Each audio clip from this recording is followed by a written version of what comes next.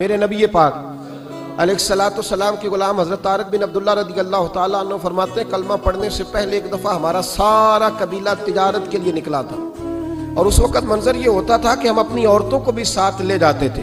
6 مہینے سفر کرنا ہوتا تھا، اونٹ گھوڑے ہم بیچا کرتے تھے، عورتیں بھی ساتھ رہتی، کھاتے بھی پکاتے بھی۔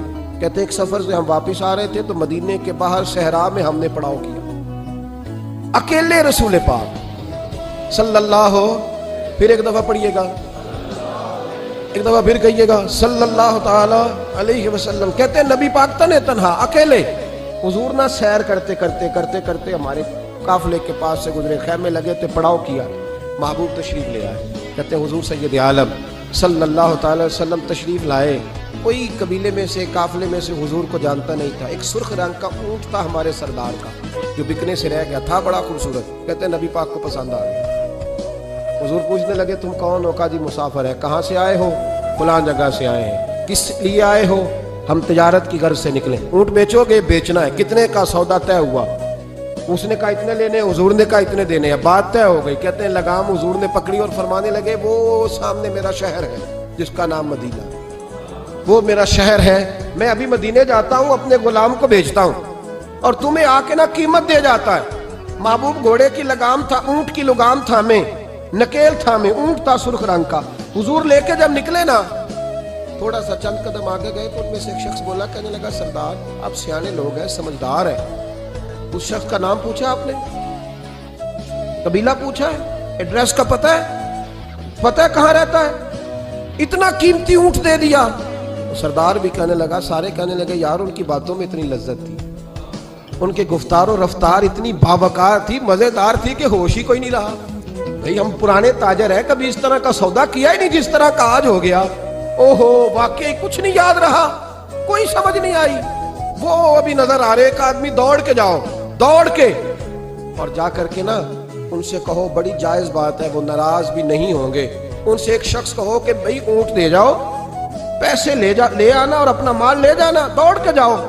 ایک شخص دوڑنے لگا تو سردار کی بیوی خیمے کے اندر تھی، پردے کے پیچھے سے بولی، کہنے لگی خبردار کوئی پیچھے نہ جائے، اگر پیسے مل گئے تو ٹھیک ہے، نہ ملے تو میں دے دوں گی، کوئی پیچھے نہ، کوئی نہ جائے پیچھے۔ سردار کہنے لگا تو جانتی ہے؟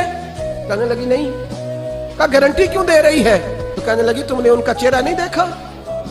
تم تو سودے کر رہے تھے، میں پردے کے پیچھے سے دیکھ رہی تھی۔ پیر مہر علی شاہ صاحب کو کسی نے کہا تھا نبی پاک کا حلیہ بیان کرے، بتائیں حضور کے کان مبارک کیسے تھے، آنکھیں کیسی تھی، ناک مبارک کیسی تھی، بینی مبارک کیسی تھی۔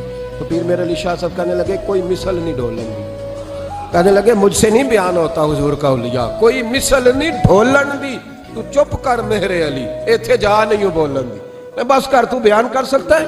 اتنی طاقت۔ اعلیٰ حضرت نے کہا لم یاتی نذیرک فی ناظر مثلے تو نشد پیدا جانا۔ کہا حضور مثال تو تب آپ کی بنے گی نا، کوئی آپ کی طرح کا پیدا تو ہوگا، تب بھی مثال بنے گی، تو جب ہوا ہی نہیں تو مثال کیسے بنے گی؟ کہنے لگی کوئی نہ جائے، نہ پیسے آئے تو میں دے دوں گی۔ میں تو پردے کے پیچھے سے دیکھ رہی تھی، ان کے چہرے کا وقار دیکھا، ان کی آنکھوں کی روشنی دیکھی، ان کے لفظوں کا حسن دیکھا۔ تم 50 باتیں کرتے تھے، وہ ایک جواب دیتے اور گنے چنے لفظ بولتے تھے، ان کی سادگی کا وقار دیکھا۔ جانے دو، نہ پیسے آئے تو میں دوں گی۔ کہتے ہیں حضور گئے، تھوڑی دیر کے بعد ایک کالے رنگ کا حبشی غلام آیا، پیسے بھی پکڑے اور اپنی چادر میں نا کھجوریں باندھ کے تو پیچھے ڈالی ہوئی، تو دیہاتی لوگ پیچھے نہیں ڈال لیتے، کھجوریں ڈال کے پیچھے۔ کہتے ہیں وہ آئے اور ان کی آنے کا انداز بھی بڑا نرالا تھا۔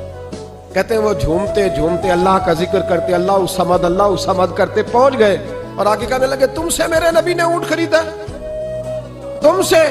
کہا ہم سے خریدا ہے۔ کہنے لگے یہ تمہارے پیسے؟